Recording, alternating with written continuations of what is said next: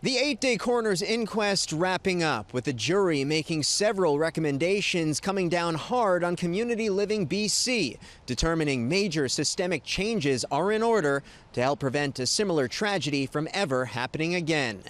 An emotional Sharon Bursey, the sister of 54-year-old Florence Girard, who died of starvation nearly 7 years ago, weighing approximately 55 pounds.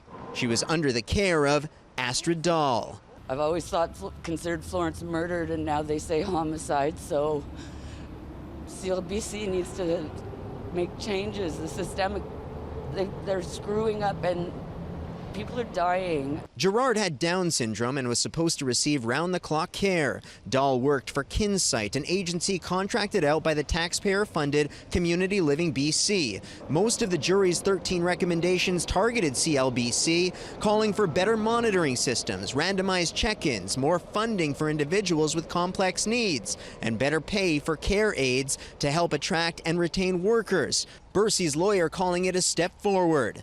It just says that it became clear to the jury that there are systemic failures and there's a need for a total reset and rethinking of how CLBC is structured, funded, operated, and managed.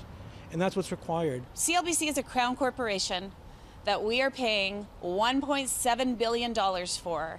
And the jury spoke loud and clear today that they are a miserable failure for families everywhere. The jury also targeted the Ministry of Social Development and Poverty Reduction to increase health services for CLBC. We reached out to the ministry for comment, but did not receive a response before deadline.